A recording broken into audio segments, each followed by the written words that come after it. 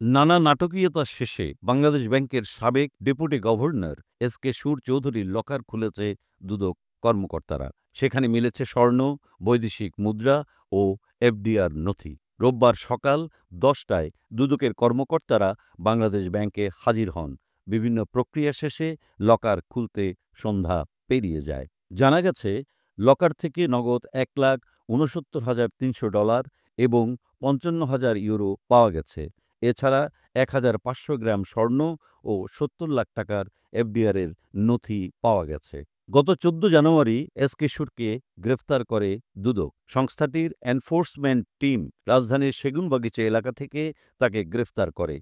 জানা যায়, নির্ধারিত সময়ের মধ্যে দুদকের নোটিশের জবাব না দেয়ায় তাকে গ্রেফতার করা হয়েছে। গত ১৯ জানুয়ারি অভিযান চালিয়ে রাজধানীর ধানমন্ডিতে এস.কে. সুরের বাসা থেকে ১৬,২৫,০০০ টাকা জব্দের সময় তার নামে বাংলাদেশ ব্যাংকে ভল্ট থাকার তথ্য পায় দুদক। পরে সংস্থাটি জানতে পারে সেটি ভল্ট নয়, কেন্দ্রীয় ব্যাংকে কর্মরত ও অবসরপ্রাপ্ত কর্মকর্তা-কর্মচারীদের মূল্যবান সামগ্রী রাখার লকার। ২১ জানুয়ারি কেন্দ্রীয় ব্যাংকের নিরাপত্তা শাখা থেকে দুদককে ফিরতি চিঠি দিয়ে লকারের সামগ্রী স্থানান্তর স্থগিত করার তথ্য জানায়। এর আগে গত ২৩ ডিসেম্বর এস.কে. সুরের বিরুদ্ধে মামলা করে দুদক।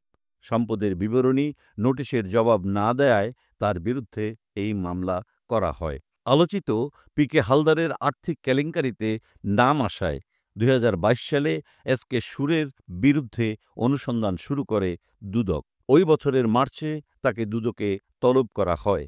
এস.কে. সুর চৌধুরী ২০১৮ সালের জানুয়ারিতে ডেপুটি গভর্নরের পদ থেকে অবসরে যান। অভিযোগ আছে, এস.কে. সুর ডেপুটি গভর্নর থাকাকালে আলোচিত এনআরবি গ্লোবাল ব্যাংকের সাবেক ব্যবস্থাপনা পরিচালক প্রশান্ত কুমার হালদারের ঋণ কেলেঙ্কারির ঘটনায় সহযোগিতা করেছেন এবং সুবিধা নিয়েছেন।